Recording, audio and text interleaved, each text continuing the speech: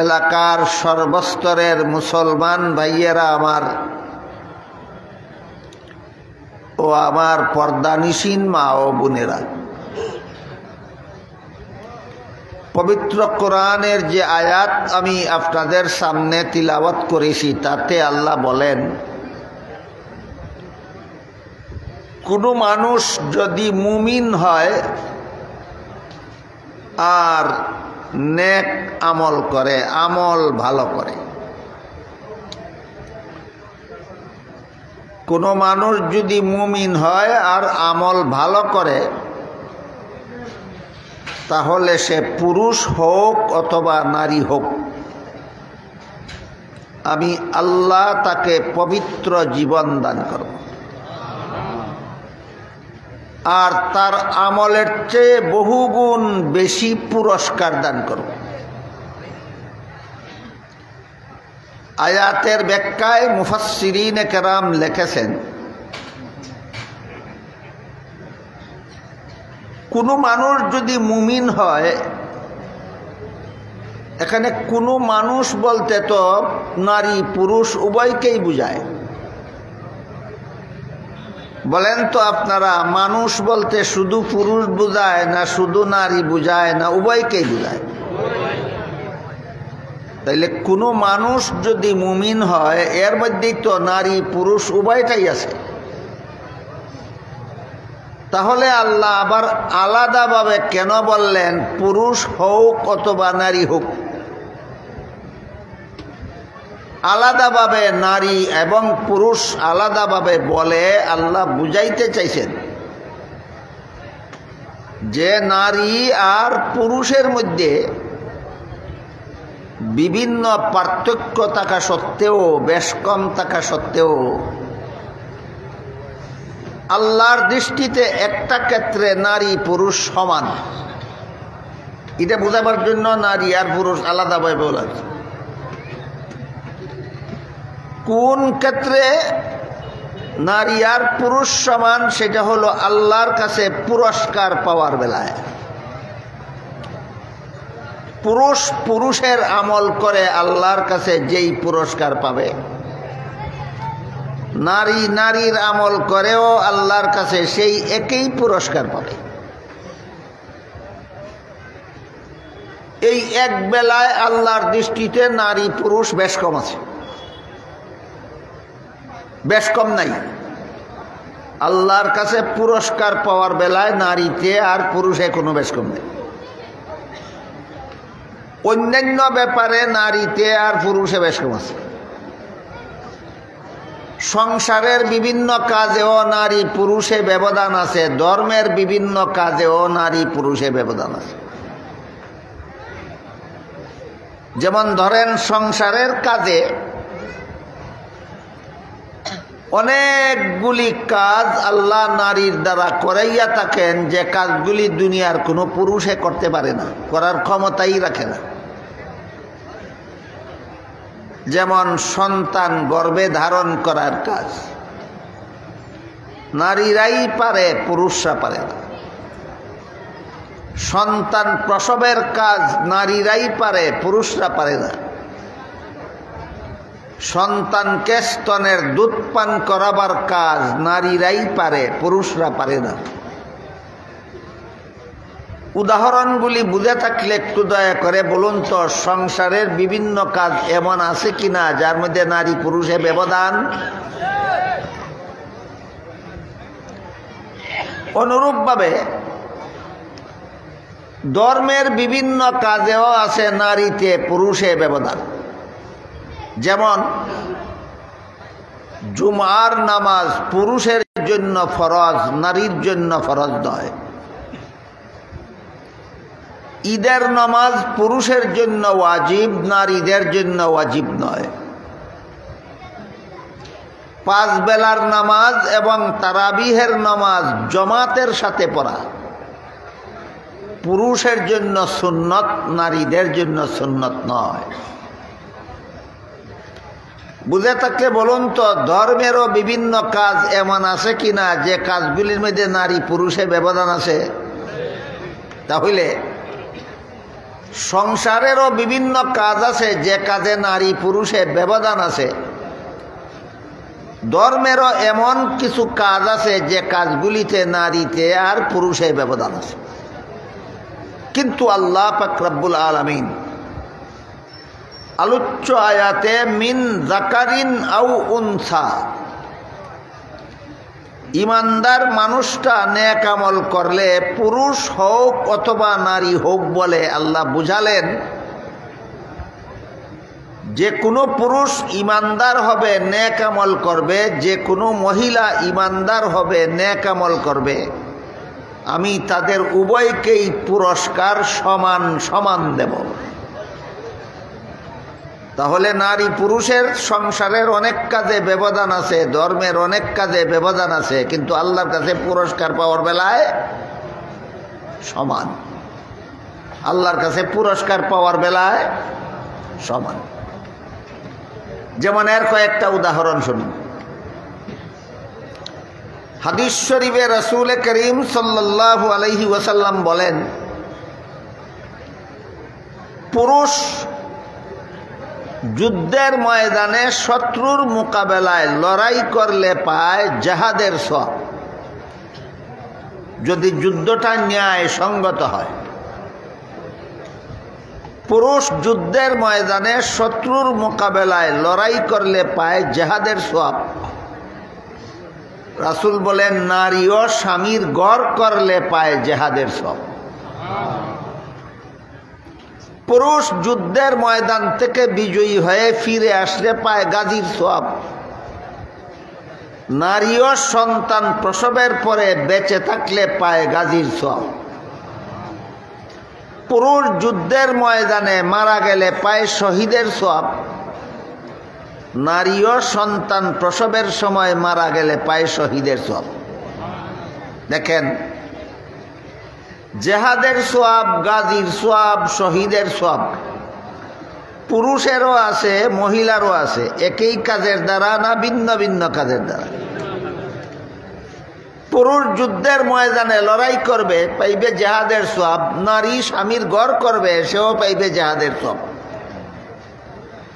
তাইলে কাজে সমান হইল না পুরস্কারে সমান? হ্যাঁ, কাজে ব্যবধান, পুরস্কারে সমান। পুরুষ যুদ্ধের ময়দান থেকে বিজয়ী হয়ে ফিরলে পাবে গাজীর সওয়াব। নারীও সন্তান প্রসবের পরে বেঁচে থাকলে পাবে গাজীর সওয়াব।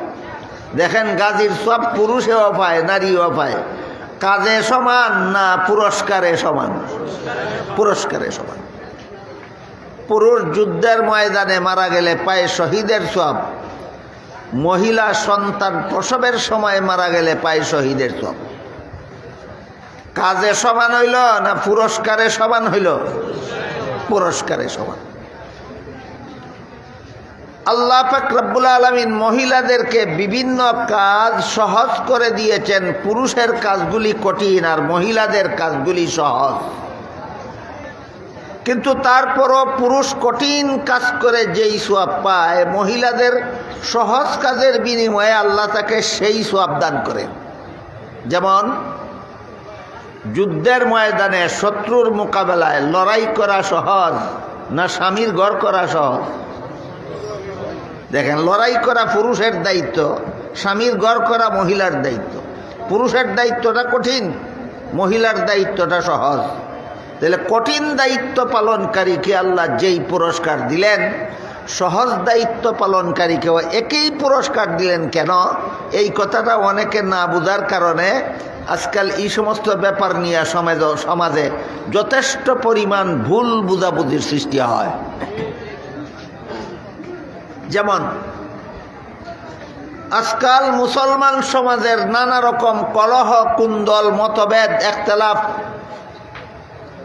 এর ভিতরে আরেক নূতন মতভেদ সৃষ্টিকারী একদল উগ্রপন্থী এক শ্রেণীর আবির্ভাব হয়েছে, যারা বলে পুরুষদের নামাজে আর মহিলাদের নামাজে কোনো ব্যবধান নাই। পুরুষরাও মসজিদে গিয়ে জামাতের সাথে নামাজ পড়তে হবে, মহিলারাও মসজিদে গিয়ে জামাতের সাথে নামাজ পড়তে হবে। এমন একটা উগ্রপন্থী দল বাংলাদেশে বেশ কয়েক বছর আগে থেকে আবির্ভাব হইয়া গেছে। কোনো এলাকায় হয়তো এরা এখনো আত্মপ্রকাশ না করতে পারে, অনেক এলাকায় আত্মপ্রকাশ কইরা ফেলাইছে। এরা বিভিন্ন বক্তৃতা বিবৃতির মাধ্যমে তো বলেই থাকে, অনেক বই পুস্তকেও লেখে ফেলেছে যে নারী পুরুষের নামাজে কোনো ব্যবধান নাই। কাজেই পুরুষকে যেভাবে মসজিদে গিয়ে জমাতের সাথে নামাজ পড়তে হবে, মহিলাদেরকেও মসজিদে গিয়ে জমাতের সাথে নামাজ পড়তে হবে। অথচ হাদিস শরীফে রাসূল করিম সাল্লাল্লাহু আলাইহি ওয়াসাল্লাম বলেন, পুরুষ মসজিদের জমাতে শরিক হয়ে নামাজ পড়লে যেই সওয়াব, মহিলা ঘরের কোনায় একা নামাজ পড়লে সেই সওয়াব। রাসূল বলেন কি আর এরা বলে কি? বুঝে থাকলে বলুন তো, এদের কথা রাসূলের কথা একই কথা না উল্টা পাল্টা কথা? উল্টা পাল্টা কথা। এক হাদিসে রাসূল বলেন, খায়রু মাসাজিদিন নিসায়ে কারু বুয়ুতিহিন্না, মহিলাদের শ্রেষ্ঠ মসজিদ তাদের ঘরের কোণা। মহিলাদের শ্রেষ্ঠ মসজিদ ঘরের কোণা। আর এক হাদিসে উল্লেখ আছে, একজন মহিলা রাসূলের কাছে প্রস্তাব রাখল, বলল, আগো আল্লাহর রাসূল, আপনি অনুমতি দিলে আপনার ইমামতিতে মদিনা শরীফের মসজিদে যে নামাজের জমাত চালু হয়, সেই জমাতে শরিক হয়ে আমি নামাজটা পড়তে চাই। কারণ মদিনা শরীফের মসজিদে নববীর জমাতে শরিক হইয়া নামাজ পড়লে এক রাকাতে 50,000 রাকাতের সমান সওয়াব পাওয়া যায়। এই কারণে মহিলা রাসূলের কাছে অনুমতি চাইল, বলল, আপনি অনুমতি দিলে আমি মদিনা শরীফের মসজিদের জমাতে শরিক হয়ে নামাজটা পড়তে চাই। রাসূল অনুমতি না দিয়া বললেন, এই স্বভাবটাই তুমি পাবে ঘরের কোনায় একা পড়লে। পুরুষ মদিনা শরীফের মসজিদের জমাতে শরিক হইয়া নামাজ পড়লে পাইবে 50,000 রাকাতের সমান সওয়াব। মদিনার মহিলারা ঘরের কোনায় একা পড়লেও পাবে 50,000 রাকাতের সমান সওয়াব। তাইলে ডিউটি কঠিন কার, সহজ কার? পুরুষের ডিউটি কঠিন, মহিলাদের ডিউটি সহজ। পুরুষের ডিউটি কঠিন, মহিলাদের ডিউটি সহজ। পুরুষ কঠিন ডিউটি পালনের মাধ্যমে আল্লাহর কাছে যেই পুরস্কার পাবে, মহিলা সহজ ডিউটি পালনের মাধ্যমেও আল্লাহর কাছে একই পুরস্কার পাবে। এই কথাটা অনেকের বুঝে আসে না যে কেন মহিলারা ঘর থেকে মসজিদ বের হয়ে মসজিদে যাবে। শীতের মৌসুম হলে তো ঠান্ডা বাতাসের কারণে কষ্ট হয়, গরমের মৌসুম হলে গরমের কারণে কষ্ট হয়। নিজের ঘর থেকে মসজিদ একটু দূরে থাকলে আসা যাওয়ার কষ্ট হয়। গাড়ি নিয়ে মসজিদে যাইতে হইলে তেলের পয়সাও খরচ হয়। এত কিছু করেন, পুরুষরা যেই সওয়াব পাবে, মহিলারা ঘরের কোনায় একা নামাজ পড়লে তাদের সমান সওয়াব পাবে। এটা কোন ইনসাফ হইল, কোন বিচার হইল? এই কথাটা অনেকের বুঝে আসে না। এই বিষয়টা যদি আপনারা সকলে বুঝেন এবং মনে রাখেন, তাহলে এই উগ্রপন্থী লোকেরা আপনাদের মা বোনকে নারী পুরুষের নামাজে ব্যবধান নাই বলে ঘর থেকে বের করে মসজিদে কারাকারি করে মসজিদে নেওয়ার মতো এই রকমের দুষ্টামি করার সুযোগ পাবে না। এই কারণে সর্বস্তরের মুসলমানের বুঝা দরকার, জানা থাকা দরকার যে পুরুষ মসজিদের জমাতে শরিক হইয়া নামাজ পড়লে যেই সওয়াব পাবে, রাসূল কেন বললেন মহিলারা ঘরের কোনায় একা নামাজ পড়লে সেই সওয়াব পাবে? কেন? আল্লাহ আলোচ্য আয়াতে বলতেছেন, নারী এবং পুরুষের আমলে ব্যবধান হতে পারে, কাজে ব্যবধান হতে পারে, কিন্তু আল্লাহর কাছে পুরস্কার পাওয়ার বেলায় সমান পাবে। তাই আল্লাহ বলেন, মিন যাকারিন আও উনসা ওয়া হুয়া মুমিন ফালানুহয়িয়ান্নাহু হায়াতান তাইয়্যিবা। নেক আমলওয়ালা ইমানদার পুরুষ আর নেক আমলওয়ালা ইমানদার মহিলাকে আমি আল্লাহ পুরস্কার দিব সমান সমান। মহিলাদেরকে পুরুষের সমান পুরস্কার কেন দিবেন? আল্লাহ বলেন সমান পুরস্কার দিবেন। রাসূলও বলেন মহিলারা পুরুষের সমান সওয়াব পাবে। পরবর্তী কথা বোঝার আগে বলুন তো পরিষ্কার বুঝলেন কিনা, মহিলারা কাজের বেলায় পুরুষের সমান না আল্লাহর কাছে পুরস্কার পাওয়ার বেলায় পুরুষের সমান? আল্লাহর কাছে পুরস্কার পাওয়ার বেলায় পুরুষের সমান। কেন? সহজ কাজ করে কঠিন কাজের সমান পুরস্কার কেন পাবে? এবারে এই কথাটা বোঝার চেষ্টা করি। পুরুষের জন্য তো মসজিদের 5 বেলার নামাজ মসজিদের জমাতে পড়া সুন্নত। তারাবিহের নামাজ মসজিদে জমাতে শরীক হয়ে নামাজ পড়া পুরুষের জন্য সুন্নত। আগেই বলেছি জুমার নামাজ মহিলাদের জন্য ফরজ নয়, পুরুষের জন্য ফরজ। ঈদের নামাজ পুরুষের জন্য ওয়াজিব, মহিলাদের জন্য ওয়াজিব নয়। 5 বেলার নামাজ তারাবিহের নামাজ জমাতের সাথে পড়া পুরুষের জন্য সুন্নত, মহিলাদের জন্য সুন্নত নয়। বুঝে থাকলে এবার বলুন, পুরুষের জন্য মসজিদে গিয়ে জমাতে নামাজ পড়া সুন্নত কিনা? কি বুঝলেন? পুরুষের জন্য 5 বেলার নামাজ মসজিদে গিয়ে জমাতের সাথে পড়া সুন্নত কিনা? সুন্নত। আপনাদের এই সুন্নত পালনের জন্য ঘর থেকে বের হয়ে মসজিদে যাবেন জমাতে শরীক হওয়ার জন্য। আপনার ঘরে যদি 6 মাসের একটা শিশু থাকে, না কোনো মুসলমানের জীবনে তার ঘরে 6 মাসের শিশু থাকে না? আপনার ঘরে যদি একটা 6 মাসের শিশু থাকে, শিশুটাকে কুলে করে নিয়ে যাবেন মসজিদে জমাতে নামাজ পড়ার জন্য, না ঘরে রেখে যেতে হবে? এটা আগে পরিষ্কার হোক। যদি বলেন আমি কুলে করে মসজিদে নিয়ে যাব, তাহলে আপনার 6 মাসের শিশু বাচ্চাকে কুলে করে নিয়ে মসজিদে গিয়ে জমাতে শরীক হইলেন। ইমাম সাহেব 4 রাকাত আসরের নামাজের নিয়ত করলেন, আপনিও 6 মাসের শিশু কুলে নিয়ে ইমাম সাহেবের পিছনে জমাতে পড়ার জন্য 4 রাকাত আসরের নামাজের নিয়ত করলেন। শিশুর বয়স কত? 6 মাস। 4 রাকাত নামাজ শেষ করে সালাম ফিরাবার আগ পর্যন্ত এই শিশুটা পেশাব না করার গ্যারান্টি আছে? পায়খানা না করার গ্যারান্টি আছে? খাওয়ার জন্য কান্নাকাটি না করার গ্যারান্টি আছে? করতেই পারে, করাটাই স্বাভাবিক। 1 রাকাত পড়ার পরে, 2 রাকাত পড়ার পরে, 3 রাকাত পড়ার পরে যদি এই শিশু আপনার কোলে পেশাব করে দেয়, নামাজ থাকবে না নষ্ট হয়ে যাবে? শুধু আপনার নামাজ নষ্ট হবে না, সাইটম্যানের শরীর পেশাবের সিটা পড়লে তার নামাজও নষ্ট হইব? শুধু 2 জন মুসল্লির নামাজ নষ্ট হইব না মসজিদও নষ্ট হইব? কাজেই 6 মাসের শিশু বাচ্চা কুলে নিয়ে মসজিদের জমাতে শরীক হওয়া বাবার জন্য সম্ভব নয়। কাজেই বাধ্য হইয়া শিশুটাকে আপনার ঘরে রেখে যেতে হবে। 6 মাসের শিশুকে কি একা একাই ঘরে রেখে যাবেন না তার মায়ের কাছে রেখে যাবেন? মায়ের কাছে রেখে যাবেন।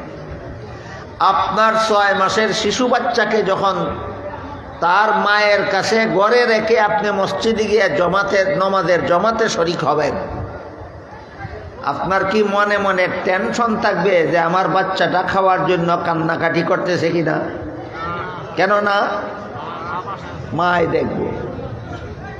আমার কি মনে মনে টেনশন থাকবে যে আমার বাচ্চাটা বিছানায় পায়খানা করে দিয়ে ছটফট করতেছে কিনা?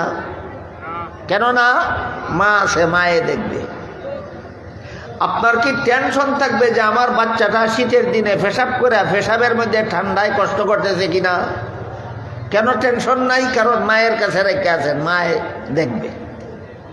তাইলে আপনার 6 মাসের শিশু বাচ্চাকে ঘরে মায়ের তত্ত্বাবধানে রেখে মসজিদে গিয়া জমাতে নামাজ পড়তে পারলেন, টেনশনযুক্ত মন নিয়া না নিশ্চিন্ত মনে? আপনি মসজিদে গিয়া 6 মাসের শিশু বাচ্চার বাবা মসজিদে গিয়া নিশ্চিন্ত মনে জমাতের সাথে নামাজ পড়তে পারলেন, কার কারণে? একটু বুঝে শুনে বলুন, কার কারণে? মায়ের কারণে। মা যেহেতু আপনার সন্তানকে ঘরে দেখাশোনা করে, এই জন্য আপনি নিশ্চিন্ত মনে মসজিদে গিয়া জমাতে নামাজ পড়তে পারেন। আর ইসলামের বিধান হইল, যার কারণে একজনে একটা নেক আমল করতে পারে, ওই লোকটা নেক আমল কইরা যেই সওয়াব, যার কারণে সুযোগ পাইল সে না কইরাও সেই সওয়াব। এই জন্য হাদিস শরীফে রাসূল করিম সাল্লাল্লাহু আলাইহি ওয়াসাল্লাম বলেন, মানুষ মারা গেলে পরে আর নেক আমল করতে পারে না। যারা নেক আমল করার অভ্যাস, যারা নেক আমলের অভ্যাস মরে গেলে আর নেক আমল করতে পারে না। যারা গুনাহ করার অভ্যাস, এরাও গুনাহ মরলে পরে আর গুনার কাজ করতে পারে না। যারা সুদ খায়, ঘুষ খায়, মদ খায়, গাঞ্জা খায়, দুর্নীতি করে, জালিয়াতি করে, দুষ্কৃতি করে, মরলে আর পারেনি। যারা নামাজ পড়ে, রোজা রাখে, ইবাদত করে, বন্দেগী করে, হালাল পথে জীবনযাপন করে, ইবাদত বন্দেগী করে, মরলে আর ইবাদত বন্দেগী করতে পারে না। এই জন্য রাসূল বলেন, নেক আমল করনেওয়ালা মানুষ মারা গেলে পরে নেক আমল তার বন্ধ হইয়া যায়, কিন্তু সওয়াব বন্ধ হয় না। 3 দল মানুষের সওয়াব বন্ধ হয় না, মরে গেলেও সওয়াব তার আমলনামায় লেখা হইতে থাকে। কত দল মানুষ মরলেও তার সওয়াব বন্ধ হয় না? 3 দল। 3 দলের মধ্যে প্রথম দলের বিবরণ দিয়া রাসূল বলেন, ইল্লা মিন সাদাকাতিন জারিয়া। যারা কোনো নেক আমল, নেক কাজে, এমন একটা নেক কাজে দান করে মারা গেল, যেই নেক কাজটা চলতে থাকে। যেমন আপনি মসজিদে দান করে মারা গেলেন, মাদ্রাসায় দান করে মারা গেলেন, আপনাদের সমাজের সর্বস্তরের লোকের দানের টাকায় মসজিদ নির্মাণ করা হলো, এলাকার সর্বস্তরের মানুষের দানের টাকার দ্বারা মাদ্রাসার বিল্ডিং নির্মাণ করা হলো। এই বিল্ডিংয়ের ক্লাসরুমে বসে বসে ছাত্ররা কোরআন হাদিস পড়ে বছরের পর বছর। আমার কথা বুঝে থাকলে বলুন, বছরের পর বছর, শতাব্দীর পর শতাব্দী ছাত্ররা যে বিল্ডিংয়ের ক্লাসরুমে বসে বসে পড়ে, এই বিল্ডিংয়ে এলাকার মুসলমানেরা দান করেছিল কিনা? তাহলে এরা নিশ্চিন্ত মনে মাদ্রাসার ক্লাসে বসে লেখাপড়া করতে পারতেছে। কার কারণে? যারা দান করে মারা গেছিল তাদের কারণে।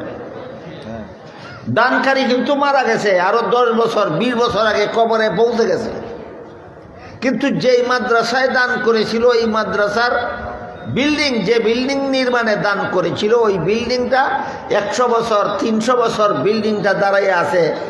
আর বংশানুক্রমে ছাত্ররা বছরের পর বছর এই বিল্ডিংয়ে বসে পড়ে, আর উস্তাদরা পড়ায়।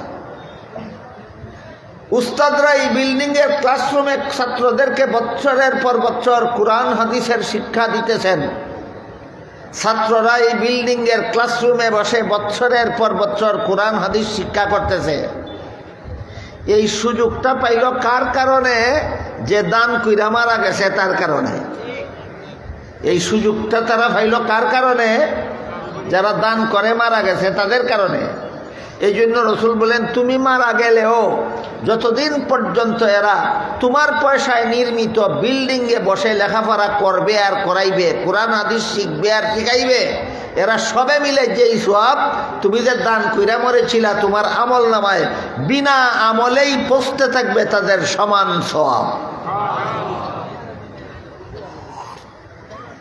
কথাটা কিসের উদাহরণ?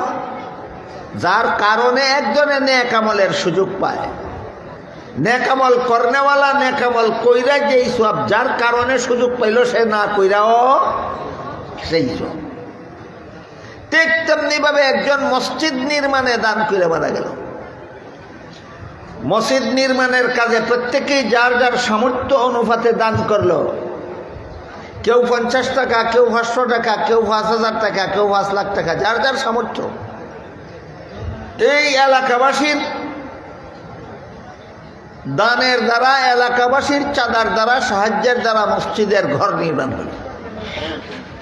মসজিদ যতদিন থাকে দানকারী ততদিন থাকে না, অনেক আগেই মারা যায়, অনেক আগেই মারা যায়। মসজিদের দানকারী মরে গেল, কবরে পৌঁছে গেল, কিন্তু তার দানের টাকা দিয়া তৈরি করা মসজিদে যতদিন পর্যন্ত যত মুসল্লিরা নামাজ পড়বে, এই সমস্ত মুসল্লিরা মসজিদে জমাতে নামাজ পড়ে যেই সওয়াব পাবে, দানকারীরা কবরে শুইয়া শুইয়া তাদের সমান সওয়াব পাইতেই থাকবে। কেন? তুমি দান কইরা মরণের কারণে এরা মসজিদে শান্তি মতে নামাজটা পড়তে পারে। এই জন্য হাদিস শরীফে রাসূল করিম সাল্লাল্লাহু আলাইহি ওয়াসাল্লাম বলেন, মান সান্না সুন্নাতান হাসানাতান ফালাহু আজরুহা ওয়া আজরু মান আমিলা বিহা। কেউ যদি নেক আমল চালু করে তুইয়া মরে, তাইলে এই চালু করা পদ্ধতিতে যত মানুষের যত নেক আমল করবে, সকলে মিলে যেই সওয়াব, যার কারণে ব্যবস্থাটা চালু হইল, সে না কইরাও পাইতে থাকবে সেই সওয়াব। উদাহরণগুলি বুঝে থাকলে এবার বলুন। 6 মাসের শিশু বাচ্চার বাবা মসজিদে গিয়া জমাতে নামাজ পড়তে পারে কার কারণে? মার কারণে। এই জন্য রাসূল বলেছেন, পুরুষ মসজিদের জমাতে নামাজ পড়লে যেই সওয়াব, মহিলারা ঘরের কোনায় একা নামাজ পড়লেও সেই সওয়াব। কথাটা বুঝে আসলো কিনা আপনাদের? কিন্তু আমাদের বর্তমান সমাজটা হইল ফ্যাশনের সমাজ। ফ্যাশন ফ্যাশন ফ্যাশন কি? মহিলারা, রাসূল বলছেন, ঘরের কোনায় একা নামাজ পড়ো, পুরুষের মসজিদের জমাতের সমান সব পাইবা। কিন্তু মহিলারা দেখা যায় কোনো কোনো এলাকায় জুম্মার নামাজ পড়ার জন্য মসজিদে চলে যায়, কোনো কোনো এলাকায় দেখা যায় 5 বেলার কোনো নামাজ পড়ার জন্য মহিলা মসজিদে চলে যায়, কোনো কোনো এলাকায় দেখা যায় রমজান মাস আসলে তারাবির নামাজ জমাতে পড়ার জন্য মহিলা মসজিদে চলে যায়। অবস্থাটার পরিণাম বোঝার জন্য 2টা মাসালা আগের থেকে আমাদের স্মরণ থাকা দরকার। 1 নম্বর, পুরুষের জন্য যে মসজিদে গিয়া জমাতে নামাজ পড়া সুন্নত, এটা হইল শরীয়ত সম্মত কোনো কারণ না থাকলে। শরীয়ত সম্মত কোনো কারণে যদি পুরুষ মসজিদের জমাতে শরীক হইতে না পারে, তাইলে শরীক না হইয়াও শরীক হওয়ার সব পাবে। কথা বুঝেন কিনা দেখে। শরীয়ত সম্মত কারণ মানে অসুস্থতার কারণে মসজিদে যেতে পারে না, অথবা রোগীর সেবায় নিয়োজিত থাকার কারণে মসজিদে যেতে পারে না। এই ধরনের কতগুলি কারণ আছে। এইসব কারণ ছাড়া যদি কেউ জমাতে নামাজ না পড়ে, ঘরে একা একা পড়ে নেয়, তার জমাতে শরীক না হওয়ার মতো শরীয়ত সম্মত কোনো কারণ নাই। অকারণেই যদি কোনো পুরুষ একা একা ঘরে নামাজ পড়ে নেয়, তার নামাজটা কোনো রকম হয়ে যাবে, কিন্তু সওয়াব নষ্ট হবে, সওয়াব কমবে। বলেন, অকারণে পুরুষ ঘরে একা নামাজ পড়লে পুরা সওয়াব পাবে না সওয়াব কম পাবে? সওয়াব কম পাবে। পুরুষ যেভাবে অকারণে মসজিদের জমাতে না গিয়া ঘরে একা নামাজ পড়লে সওয়াব কমে, ঠিক তেমনিভাবে মহিলারাও মসজিদের জমাতে শরীক হইলে সওয়াব কমে। পুরুষ জমাতে শরীক না হইলে সওয়াব কমে, আর মহিলা জমাতে শরীক হইলে সওয়াব কমে। কারণ জমাতে নামাজ পড়া পুরুষের জন্য সুন্নত, মহিলার জন্য সুন্নত নয়। আমার কথা বুঝেন আপনারা? বুঝে থাকতে বলেন, জমাতে নামাজ পড়া মহিলার জন্য সুন্নত না পুরুষের জন্য সুন্নত? পুরুষ যদি সুন্নত লঙ্ঘন করে সওয়াব নষ্ট হয়, আর মহিলাদের জন্য জমাতে পড়া সুন্নত না, মহিলার জন্য ঘরে একা পড়া সুন্নত। তাই মহিলাও যদি সুন্নত লঙ্ঘন করিয়া জমাতে শরিক হয় তারও সওয়াব নষ্ট হয়। কথা বুঝে থাকলে এবার বলুন, পুরুষের সওয়াব নষ্ট হয় কখন? জমাত ছাড়া একা নামাজ পড়লে। মহিলার নামাজের সওয়াব নষ্ট হয় কখন? একা নামাজ না পড়ে জমাতে শরিক হইলে।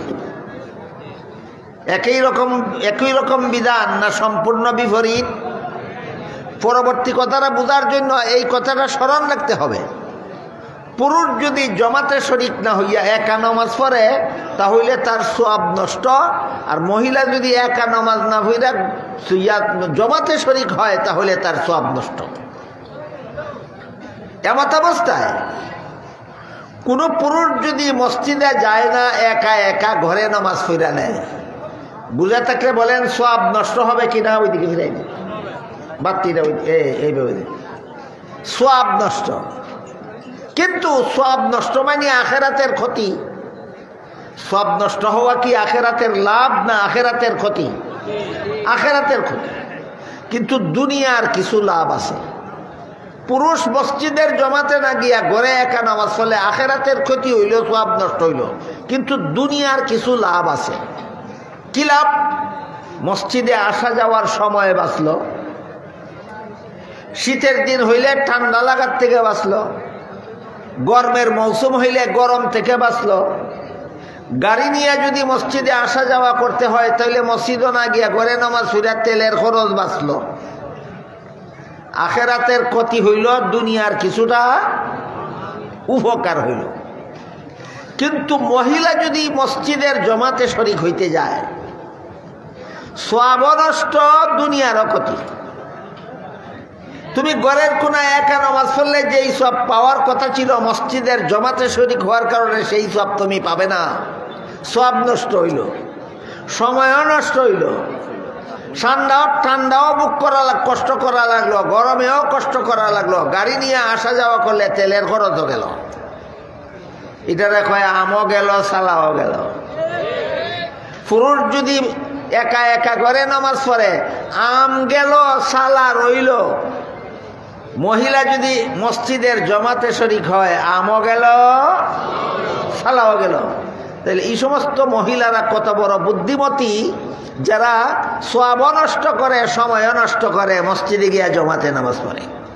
কথাটা আমি বুঝাইতে পারলাম আপনাদেরকে? এবার শুনেন আল্লাহ কি বলেন। মান আমিলা সালিহাম মিন যাকারিন আও উনসা ওয়া হুয়া মুমিনুন ফালানুহয়িয়ান্নাহু হায়াতান তাইয়্যিবাহ ওয়া লানাজজিয়ান্নাহুম আজরাহুম বিআহসানি মা কানু ইয়ামালুন। কোনো মানুষ যদি মুমিন হয় আর আমল ভালো করে তাহলে সে পুরুষ হোক অথবা নারী হোক, আমি আল্লাহ তাকে পবিত্র জীবন দান করব। পুরুষকেও দিব পবিত্র জীবন, মহিলাকে দিব পবিত্র জীবন। তাহলে পুরস্কার ব্যবধান হইল না পুরস্কার সমান হইল? সমান হইল। এতক্ষণের কথা বুঝে থাকলে বলেন তো, পুরুষ মসজিদের জমাতে শরিক হইতে কিছু সময় নষ্ট হয়, কিছু না কিছু কষ্ট হয়, গাড়ি নিয়ে গেলে তেলের পয়সা খরচ হয়। মহিলা ঘরের কোনায় একা নামাজ চলে, সময়ও নষ্ট হয় না, কষ্টও হয় না, তেলের খরচও লাগে না। এমত অবস্থায় পুরুষের যেই সওয়াব মহিলার সেই সওয়াব কেন? মহিলার কারণে পুরুষ মসজিদে গিয়া নিশ্চিন্ত মনে নামাজ পড়তে পারে, মহিলার কারণে। আর ইসলামের বিধান হইল যার কারণে কোনো লোকে একটা নেক আমল করতে পারে, এই লোকে নেক আমল কইরা যে সওয়াব, যার কারণে করতে পারলেও সে না কইরাও সেই সওয়াব। কথাটা বুঝলেন কিনা দেখেন। তাই আল্লাহ বলেন পুরুষ পুরুষের আমল করে আমি আল্লাহর কাছে যেই পুরস্কার পাবে, মহিলা মহিলার আমল করেও আমি আল্লাহর কাছে সেই একই পুরস্কার পাবে। পুরস্কারটা কি? আল্লাহ বলেন পুরস্কারটা হইল পবিত্র জীবন। নেক আমলওয়ালা পুরুষকে, ইমানদার নেক আমলওয়ালা পুরুষকেও আল্লাহ পবিত্র জীবন দান করবেন। ইমানদার নেক আমলওয়ালা মহিলাকেও আল্লাহ পবিত্র জীবন দান করবে। এখন পবিত্র জীবন কাকে বলে এর ব্যাখ্যা তাফসীরের কিতাবে লেখা আছে। আপনারা যদি বলেন আর কয়েক মিনিট ধৈর্য ধরে মনোযোগে শুনবেন, তাহলে পবিত্র জীবনের ব্যাখ্যাটা বলে আমি আমার কথা শেষ করতে চাই। ইমানদার নেক আমলওয়ালা পুরুষকেও আল্লাহ বলেছেন পবিত্র জীবন দান করব। ইমানদার নেক আমলওয়ালা মহিলাকেও আল্লাহ বলেছেন পবিত্র জীবন দান করব। এই পবিত্র জীবনের ব্যাখ্যা কি? আয়াতের ব্যাখ্যায় তাফসীরের কিতাবে লেখা আছে পবিত্র জীবনের দুই ব্যাখ্যা। একটা হইল দুনিয়াতে পবিত্র জীবন, আর একটা হইল আখেরাতে পবিত্র জীবন। কথা বুঝেন কিনা, মনে থাকবে কিনা দেখুন। পবিত্র জীবনের দুই ব্যাখ্যা, একটা দুনিয়াতে পবিত্র জীবন আর একটা আখেরাতে পবিত্র জীবন। আপনারা কি বুঝার ইচ্ছা আছে? আমি বলবো দুনিয়ার পবিত্র জীবন কিভাবে হয় আর আখেরাতের পবিত্র জীবন কিভাবে হয়। তাফসীরের কিতাবে লেখা আছে দুনিয়ার পবিত্র জীবনের মর্ম হইল কোন নারী পুরুষ যদি খাঁটি ইমানদার হয়, খাঁটি ইমানদার, বেজাল ইমানদার না। বর্তমান সমাজে কিন্তু বহু ইমানদার আছে খাঁটি না, বেজাল। এই আলোচনা আজকে আমার করার সময় নাই আমার হাতে। আমাদের সমাজে লক্ষ লক্ষ কোটি কোটি নারী পুরুষ আছে যারা ইমানদার ঠিকই, কিন্তু খাঁটি ইমানদার না, ইমানও বেজাল আছে। ইমানও কি আছে? বেজাল আছে। ইমান কাকে বলে আর ইমানে বেজাল কেমনে হয়? খুব সংক্ষিপ্ত কথা হইল, পবিত্র কোরআনে আল্লাহ যত কথা বলেছেন সঠিক বলেছেন, বিশ্বাস করার নাম ঈমান। কোরআনে আল্লাহ যত কথা বলেছেন, কতগুলি কথা সঠিক? কোরআনে আল্লাহ যত কথা বলেছেন সবগুলি সঠিক বলেছেন, নিঃসন্দেহে বিশ্বাস করার নাম হইল ঈমান। কোনো কথার যদি একটু একটু সন্দেহ থাকে, কোরআনে যে আল্লাহ অমুক কথাটা বললেন এটা কেমনে ঠিক হইল, সন্দেহ থাকলে নির্ভেজাল ঈমান না ঈমানও বেজাল? ঈমানও বেজাল। এই সমাজে লক্ষ লক্ষ কোটি কোটি মুসলমান আছে যাদের ঈমান নির্ভেজাল নয়, ঈমানও বেজাল আছে। কেমনে ঈমানও বেজাল আছে? কোরআনের অনেক কথায় তাদের সন্দেহ, এই কথাটা ঠিক না বেঠিক, ঠিক না বেঠিক, ঠিক না বেঠিক। যেমন আল্লাহ পাক রব্বুল আলামিন পবিত্র কোরআনের সূরা আহজাবের 33 নম্বর আয়াতের শুরুতেই বলেন, ওয়াকারনা ফি বুয়ুতিকুন্না ওয়ালা তাবাররাজনা তাবাররুজাল জাহিলিয়াতিল উলা। এখানে আল্লাহ নবীর বিবিগণকে ডাইরেক্ট আর সমস্ত মুসলমান মহিলাদেরকে ইনডাইরেক্ট সম্বোধন করেছে। কাজে আয়াতের অর্থ দাঁড়াবে, হে নবীর বিবিরা আর সমস্ত মুসলমান মহিলারা, তোমরা বসবাসের ঘরে থাকো। সূরা আহজাবের 33 নম্বর আয়াতের শুরুতে আল্লাহ মুসলমান মহিলাদেরকে কোথায় থাকতে বলেছেন? বসবাসের ঘর। যেই ঘরে বসবাস করো সেই ঘরে থাকো। এই কথাটা আল্লাহ বেঠিক বলেছেন। সঠিক? সঠিক না বেঠিক একটু সন্দেহ যদি কারো থাকে, তাহলে তার ঈমান নির্ভেজাল না বেজাল? আমি কি অতি সংক্ষেপে আপনাদেরকে বুঝাতে পারলাম মুসলমানের ঈমানও কেমনে বেজাল ধরে? আল্লাহর কথার মধ্যে সন্দেহ লাগলেই বেজাল। আমাদের সমাজে এমন যথেষ্ট জ্ঞান পাপী শিক্ষিত পণ্ডিত মুসলমান আছে যারা বলে পুরুষ পথে ঘাটে হাটে মাঠে শহরে বন্দরে যেখানে সেখানে ঘোরাফেরা করতে পারে, মহিলারা কেন বসবাসের ঘরে বন্দী হয়ে থাকবে? বলে কিনা? এদের ঈমান হইল নির্ভেজাল। মাত্র একটা উদাহরণ দিলাম, ও ভুরি ভুরি উদাহরণ আছে। এই সমাজে যথেষ্ট পণ্ডিত জ্ঞান পাপী আছে যাদের কোরআনের বিভিন্ন কথায় এদের সন্দেহ আছে। এরা দুনিয়াতেও পবিত্র জীবন পাবে না, আখেরাতেও পবিত্র জীবন পাবে না।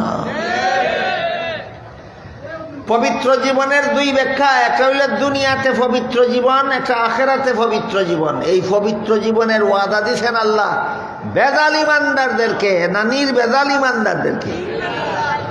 তাহলে আমাদের ইমান তো নির্বেজাল থাকতে হবে, কোরআনের সব কথা সঠিক এই কথা বিশ্বাস করতে হবে। জ্ঞান ফাফিরা তো অপপ্রচার করে বেড়ায়, পুরুষ যেখানে সেখানে ঘোরাফেরা করতে পারে, মহিলারা বসবাসের ঘরে বসে থাকবে কেন? আর যারা অশিক্ষিত এরাও এই জ্ঞান ফাফিদের অপপ্রচারের কারণে অনেক সময় সন্ধিয়ান হয়ে থাকবে। ঠিক তো, মহিলার গড়বন্দি হয়ে থাকবো কেন? অথচ আল্লাহ যে মহিলাদেরকে বলেছেন বসবাসের ঘরে থাকো, এমনিই সঠিক নয়, চূড়ান্ত যুক্তিসম্মত সঠিক। যুক্তি ছাড়া সঠিক না যুক্তিসম্মত সঠিক? সঠিক। যুক্তিটা একটু বুঝেন আপনারা। আল্লাহ পাক রব্বুল আলামিন মহিলাদেরকে আলাদা কতগুলি দায়িত্ব দিয়েছেন দুনিয়ার জীবনে, যেগুলি দুনিয়ার কোনো পুরুষে পালন করতে পারে না, পারবে না। এক নম্বর, প্রতি মাসে মাসে মাসিক ঋতুস্রাবের ঝামেলা সহ্য করার দায়িত্ব আপনাদের জানা মতো আল্লাহ কাদেরকে দিছেন? দুই নম্বর, প্রতিটি সন্তানকে গর্ভে ধারণ করার দায়িত্ব মহিলাদেরকে দিছেন। তিন নম্বর, সন্তান প্রসবের কষ্ট সহ্য করার দায়িত্ব মহিলাদেরকে দিছেন। চার নম্বর, সন্তানকে স্তনের দুধ পান করাবার দায়িত্ব একতরফাভাবে মহিলাদেরকে দিয়েছেন। পাঁচ নম্বর, সন্তান নিজে নিয়ে চলাফেরা, খাওয়া দাওয়া, গোসল করা, ঘুমানি ইত্যাদি না পারলে করার যোগ্য হওয়ার আগ পর্যন্ত সন্তানকে লালন পালনের দায়িত্ব আল্লাহ মহিলাদেরকে দিয়েছেন। বুঝা থাকলে বলেন মহিলাদের জীবনে পুরুষ ছাড়া আলাদা কিছু দায়িত্ব আছে কিনা? এবার বলেন, মাসিক ঋতুস্রাব চলাকালে সারাদিন অফিসের চেয়ারে বসে থাকা সুবিধা না বসবাসের ঘর সুবিধা? সন্তান গর্ভে নিয়ে সড়কে কাজ করা সুবিধা, খেতে খামারে কাজ করা সুবিধা না বসবাসের ঘর সুবিধা? সন্তান প্রসবের সময় সংসদ ভবন সুবিধা না বসবাসের ঘর সুবিধা? সন্তানকে স্তনের দুধ পান করাবার সময় গাড়ির ড্রাইভিং সিট সুবিধা না মিলিটারি ক্যাম্প সুবিধা না বসবাসের ঘর সুবিধা? তাহলে আল্লাহ যে মহিলাদেরকে বলছেন বসবাসের ঘরে থাকো, অযৌক্তিক না চূড়ান্ত যুক্তিসম্মত? চূড়ান্ত যুক্তিসম্মত। পণ্ডিতে কয় এই বিধান যুক্তিসম্মত নয়। হাকিমুল উম্মত হযরত আল্লামা আশরাফ আলী থানভী রাহমাতুল্লাহি আলাইহি আল মাসালিহুল আকলিয়া নামক কিতাবে লিখেছেন, ইসলামে এমন কোনো বিধান নাই যার পক্ষে চূড়ান্ত কোনো যুক্তি নাই। ইসলামের সমস্ত বিধান চূড়ান্ত যুক্তিসম্মত, কিন্তু ইসলামের সকল বিধানের যুক্তি বোঝার যোগ্যতা সকল পণ্ডিতের মাথায় নাই। বলেন আল্লাহর কথার যুক্তি নাই না যুক্তি বোঝার যোগ্যতা পণ্ডিতের মাথায় নাই? এই কারণে কোরআনের বিধান নিয়ে যারা পণ্ডিতি করে, সন্দেহ পোষণ করে, এরা নির্বেজাল ইমানদার নয়, এরা বেজাল ইমানদার। এবার বলেন, আল্লাহ পবিত্র জীবন দান করবেন একদল নারী পুরুষকে দুনিয়াতেও, পবিত্র জীবন দান করবেন একদল নারী পুরুষকে আখেরাতেও। বেজাল ইমানদার হইলে না নির্বেজাল ইমানদার হওয়া লাগবে? নির্বেজাল ইমানদার হওয়া লাগবে। সর্বস্তরের মুসলমানদেরকে নির্বেজাল ইমান শিক্ষা দেওয়ার জন্যই এই দেশের সমস্ত কওমি মাদ্রাসাগুলির পক্ষ থেকে বৎসরে কমপক্ষে এইরকম একটা সম্মেলন হয়। আজকের এই সম্মেলন কেন? সর্বস্তরের মুসলমানকে নির্বেজাল ইমান শিক্ষা দেওয়ার জন্য। কথাটা কি বুঝতে পারলেন? অনেকে এটাও বোঝে না। সবাদ কেনে যাব, সবাদ গেলে কি হয়? কথাটা চান্দা দেওয়ার লাগে, আর কি হয়? সারা চান্দা যারা দিয়ে দেয় না, যারা দিছে না, এরা বইতে পারতো না কেন? সবার গেলেই চান্দা দেওয়ার লাগে কোনো কথা আছে নাকি? সবার তো চান্দা কেউ জোরে নেয় না, যারা দেয় নিজের খুশি মনে দেয়। আর যারা দেয় এরা কি উপকারটা পেব একটু আগে কইছি আমি। আপনার এই কয়েকটা টাকার চান্দা দিয়ে দেয় মসজিদের মাদ্রাসার বিল্ডিংয়ের কাজে লাগলো। এই বিল্ডিংয়ে যতদিন যত ছাত্র বৈশাখ কোরআন হাদিস পড়বে আর যত উস্তাদে পড়াইবেন সকলে মিলে যে পরিমাণ সওয়াব আপনার যে চান্দা দিছিলেন কিয়ামত পর্যন্ত আপনার কবরে পৌঁছতে থাকবে তাদের সমান সওয়াব। চান্দা দেওয়াটা বড় লস না খুব লাভ? লাভ। চান্দার প্রসঙ্গ বাদই দিলাম, আপনি চান্দা দিলেনও না, আপনার পয়সা মানুষের করাও লাগলো না, কিন্তু বসে বসে উলামায়ে কেরামের নসিহত শুনলেন, ওয়াজ শুনলেন। এর দ্বারা কি হয়? আপনার ভেজাল ইমান নির্ভেজাল হয়। এই জন্য আমরা জীবন ভর মনে রাখার চেষ্টা করি।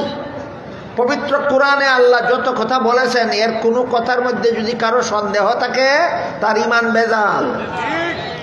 আল্লাহর কোরআনের সমস্ত কথা নিঃসন্দেহে সঠিক। বিশ্বাস করলে ইমান হবে নির্ভেজাল। বিশ্বাস করলে ইমান হবে নির্ভেজাল। এই নির্ভেজাল ইমানওয়ালারা যদি নেক আমল করে, আল্লাহ বলেন দুনিয়াতেও আমি তাকে পবিত্র জীবন দান করব। মনে আছে কথা? আখিরাতেও পবিত্র জীবন দান করব। এবার আমরা বোঝার চেষ্টা করি দুনিয়ার পবিত্র জীবন বলতে কি বোঝায়। আয়াতের ব্যাখ্যায় তাফসীরের কিতাবে লেখা আছে দুনিয়াতে পবিত্র জীবন বলতে বোঝায় নির্ভেজাল ইমানদার মুমিন মুসলমান নারী পুরুষে যারা নেক আমল করে এরা দুনিয়াতে যত বড় অভাবগ্রস্ত হোক না কেন, যত বড় রোগাক্রান্ত হোক না কেন, যত বড় বিপদগ্রস্ত হোক না কেন, যত বড় রোগাক্রান্ত হোক না কেন, যত বড় অভাবগ্রস্ত হোক না কেন, তাদের অন্তরটা কোনোদিন ঘাবড়াবে না। সারাটা জীবন আল্লাহ তাদের অন্তরকে জান্নাতের সুসংবাদের দ্বারা সান্ত্বনা দিয়ে রাখবেন। বিষয়টা বোঝাবার জন্য একটি উদাহরণ দেই, শুনুন। নির্ভেজাল ইমানওয়ালা নেক আমল করতে করতে পুরুষ হোক নারী হোক যখন মরণ বরণ করে, মরণকালে যেই ফিরিস্তা পাঠান আল্লাহ তার জান বাইর করার জন্য, এই ফিরিস্তা তারে জান্নাতের ঠিকানা না দেখাইয়া জান বাইর করে না। বলেন তো নির্ভেজাল ইমানদার নেক আমলওয়ালা নারী পুরুষ কিয়ামতের পরে জান্নাত দেখবে না মরণের আগেই তাকে জান্নাত দেখানো হবে? আপনারা নিশ্চিতভাবে বিশ্বাস করুন, অপেক্ষায় থাকুন। ইমান যদি নির্ভেজাল হয়, আমল যদি ভালো করেন, আপনি পুরুষ হন অথবা নারী হন, আপনাকে আজরাইলে জান্নাতের ঠিকানা না দেখাইয়া জান্নাত করবে না। এরপরে হাদিস শরীফে রাসূল করিম সাল্লাল্লাহু আলাইহি ওয়াসাল্লাম বলেন এইরকম নির্ভেজাল ইমানদারের মরণের পরে যখন কবরে তাদেরকে দাফন করা হয়, কবর জগতে তারে জান্নাতের সুখ শান্তি বুক করার ব্যবস্থা করে দেওয়া হয়। হাদিস অনেক লম্বা, আমার বলার মতো টাইম নেই, শুধু এতটুকু আপাতত মনে রাখুন। নির্ভেজাল ইমানদার নেককার নারী পুরুষ কবরে গেলে কবরের জগতে আল্লাহ তাকে জান্নাতের সুখ শান্তি উপভোগ করার ব্যবস্থা করে দেন। তারপরে এই রকম প্রত্যেকটা নির্ভেজাল ইমানদারকে কবরে প্রতিদিন সকালে একবার বিকালে একবার তার জান্নাতের ঠিকানাটা দেখানো হয়। জান্নাতের ঠিকানাটা দেখানো হয়। আল্লাহর রাসূল বলেন জান্নাত যে কবরের মধ্যে যে জান্নাতের সুখ শান্তি বুক করতেছিল, এর দ্বারা যে আনন্দ হয়েছিল, সকালে একবার জান্নাতের ঠিকানাটা দেখলে পরে তার চেয়ে বেশি আনন্দ হয়। বিকালে আবার তার জান্নাতের ঠিকানাটা দেখলে পরে আবার ওই কবরের সুখ শান্তির চেয়ে বেশি আনন্দ হয়। এই যে মরণকালে আমাকে জান্নাত দেখানো হবে, কবরে প্রতিদিন সকালে বিকালে আমাকে জান্নাত দেখানো হবে, হাসরের মাঠের বিচারের পরে আমাকে জান্নাতে পৌঁছে দেওয়া হবে, এই ঈমান, এই বিশ্বাস তার অন্তরে এমনভাবে সান্ত্বনা দিয়ে রাখে, অভাব হইলেও তার অন্তর কোনোদিন অশান্ত হয় না, ঘাবড়ায় না। বিপদে পড়লেও তার অন্তরে কোনোদিন অশান্তি আসে না। রোগাক্রান্ত হইলেও তার অন্তরে কোনোদিন অশান্তি আসে না। জান্নাতের সুসংবাদের দ্বারা তার অন্তরটা সদা সর্বদা সান্ত্বনায় ভরপুর থাকে। এটার নাম হইল দুনিয়াতে পবিত্র জীবন। বিপদে ফেললে ঘাবড়াইয়া যায় কারা? হায় রে আমার কপাল খারাপ, হায় রে আমার জীবনটাই নষ্ট হইল, হায় রে আমার কি হইল। হায় রে করে আফসোস করে কারা? যারা দুনিয়াতে পবিত্র জীবন পায় না, যাদের অন্তর জান্নাতের সুসংবাদে শান্ত হয় না, এরা দুনিয়ার বিপদে ঘাবড়াইয়া যায়, দুনিয়ার রোগে ঘাবড়াইয়া যায়, দুনিয়ার অভাবে এরা ঘাবড়াইয়া যায়। নির্বেজাল ইমানদার কোনোদিন অভাবে ফেললে অন্তর ঘাবড়ায় না, নির্বেজাল ইমানদার কোনোদিন বিপদগ্রস্ত হইলে ঘাবড়ায় না, নির্বেজাল ইমানদার কোনোদিন অভাবগ্রস্ত হইলে, বিপদগ্রস্ত হইলে, রোগাক্রান্ত হইলে ঘাবড়ায় না। কেন? তার অন্তরটা তাকে জান্নাতের সুসংবাদের সান্ত্বনায় ভরপুর। এই হইল দুনিয়ার পবিত্র জীবনের ব্যাখ্যা। আল্লাহ বলেন যে সমস্ত নারী পুরুষ নির্বেজাল ইমানের অধিকারী হবে আর নেক আমল করবে, এদেরকে আমি আল্লাহ পরকালেও দিব পবিত্র জীবন। পবিত্র জীবনের 2 নম্বর ব্যাখ্যা কোনটা? আখেরাতের পবিত্র জীবন। আয়াতের ব্যাখ্যায় তাফসীরের কিতাবে লেখা আছে আখেরাতের পবিত্র জীবনের মর্ম হইল আখেরাতে পাবে তুমি জান্নাতি জীবন, আখেরাতে পাবে তুমি জান্নাতি জীবন। জান্নাতি জীবনের পবিত্রতা কত, সারা রাত বলে শেষ করা যাবে না। শুধু একটা উদাহরণ দিয়ে শেষ করি, শুনুন। দুনিয়াতে যেই মানুষটা সবচেয়ে বেশি বিপদগ্রস্ত ছিল, দুনিয়াতে যেই মানুষটা সবচেয়ে বেশি কষ্টের জীবনযাপন করেছিল, হাদিস শরীফে আল্লাহ রাসূল বলেছেন দুনিয়াতে যেই মানুষটা সবচেয়ে বেশি কষ্টের জীবনযাপন করেছিল, হাসরের মাঠে ওই মানুষটার নাকে জান্নাত পৌঁছাইবার আগে শুধু জান্নাতের সুগন্ধটা লাগা মাত্রই, জান্নাতের সুগন্ধটা তার নাকে লাগার সাথে সাথে দুনিয়ার সারা জীবনের সকল দুঃখ কষ্টের কথা ভুলে যাবে। বুঝে থাকলে বলেন, যেই লোকটা দুনিয়াতে সবচেয়ে বেশি কষ্টের জীবনযাপন করছিল, ওই লোকটার নাকেও জান্নাতে পৌঁছার আগেই শুধু জান্নাতের সুগন্ধটা লাগলেই যদি দুনিয়ার জীবনের সকল দুঃখ কষ্টের কথা ভুলে যায়, তাহলে ওই জান্নাতে প্রবেশ করলে তার জীবন কত পবিত্র হতে পারে। এই জন্য আয়াতের ব্যাখ্যায় মুফাসসিরিনে কেরাম লিখেছেন, আল্লাহ বলেন মান আমিলা সালিহাম মিন যাকারিন আও উনসা ওয়া হুয়া মুমিন ফালানুহইয়ান্নাহু হায়াতান তাইয়্যিবাতান ওয়া লানাজজিয়ান্নাহুম আজরাহুম বিআহসানি মা কানু ইয়ামালুন। কোনো মানুষ যদি মুমিন হয় আর আমল ভালো করে, সে পুরুষ হোক অথবা নারী হোক, আমি আল্লাহ তাকে দুনিয়াতেও পবিত্র জীবন দান করব, আখেরাতেও পবিত্র জীবন দান করব। আর একটা জিনিস আল্লাহ বলেন, আমলের চেয়ে বহুগুণ বেশি পুরস্কার দান করব। আমল চেয়ে বহুগুণ বেশি পুরস্কারের একটা উদাহরণ বলি, কথা আমার শেষ। হাদিস শরীফে রাসূল করিম সাল্লাল্লাহু আলাইহি ওয়াসাল্লাম বলেন, হাসরের মাঠে এক ব্যক্তি দেখতে পাবে তার আমল নামায় উহুদ পাহাড়ের সমান একটা সওয়াব লেখা। উহুদ পাহাড় বিশাল পাহাড়, সৌদি আরবে। এত বড় পাহাড়ের সমান একটা সওয়াব তার আমল নামায় লেখা দেখবে এক ব্যক্তি হাসরের মাঠে। সে আল্লাহকে বলবে, আল্লাহ এত বড় সওয়াবের কাজ তো আমি দুনিয়াতে করছি না, আমার আমল নামায় এত বড় সওয়াব কেমনে লেখা হইল? আল্লাহ বলবেন, তুমি স্মরণ করে দেখো দুনিয়ার জীবনে সহি নিয়তে একটা খেজুর আমি আল্লাহর রাস্তায় দান করছিল কিনা। কি দান করছিল কিনা? 1 মণ খেজুর, 1 কেজি না একটা? আল্লাহ বলবেন, একটা খেজুর আমি আল্লাহর রাস্তায় দান করছিল কিনা চিন্তা করে দেখো। সে বলবে, হ্যাঁ আমার মনে আছে, দুনিয়াতে আমি একটা খেজুর খুব সহি নিয়তে আল্লাহর রাস্তায় দান করেছিলাম। আল্লাহ বলবেন, তোমার একটা খেজুরের দানের সওয়াব রে আমি আল্লাহ বাড়াইতে বাড়াইতে বাড়াইতে উহুদ পাহাড়ের সমান করছি। কত বড় দান কইরা কত বড় পুরস্কার পাইছে, খেজুরের সমান দান কইরা পাহাড়ের সমান সব পাইছে। এই জন্য আল্লাহ বলেন, নির্বেজাল ইমানদার নেক আমলওয়ালা পুরুষ নারীকে আল্লাহ আমলের তুলনায় বহুগুণ বেশি পুরস্কার দান করবেন। বিষয়টা কি বুঝতে পারলেন? আমলের তুলনায় বহুগুণ বেশি পুরস্কারের পরিমাণ কত? খেজুরের সমান, খেজুরের সমান নেক আমল, পাহাড়ের সমান সব। এই সব বিষয় আপনাদেরকে বুঝাবার জন্য, আপনাদের ইমানকে নির্ভেজাল করার জন্য, মরণের সময় জান্নাত দেখে দেখে যেন মরতে পারেন, কবরে গিয়ে সকাল বিকাল প্রতিদিন সকাল বিকাল যেন জান্নাতের ঠিকানা দেখতে পারেন, হাসরের মাঠ থেকে যেন ডাইরেক্ট জান্নাতে পৌঁছতে পারেন, এই সমস্ত বিষয় আপনাদেরকে বুঝাবার জন্য মাদ্রাসার পক্ষ থেকে এই সম্মেলনের আয়োজন হয়। আল্লাহ আপনাদের আমাদের সবাইকে এই সম্মেলনকে সফল করার, সার্থক করার জন্য এই ন্যাক নির্ভেজাল ঈমান এবং ন্যাক আমলের অধিকারী হওয়ার তৌফিক দান করুন। সবাই বলুন আমিন। সুবহান রাব্বিকা রাব্বিল ইজ্জাতি আম্মা ইয়াসিফুনা ওয়া সালামুন আলাল মুরসালিন ওয়ালহামদুলিল্লাহি রাব্বিল আলামিন। ভালো আছে? অনেক দিনে দেখা। আলহামদুলিল্লাহ।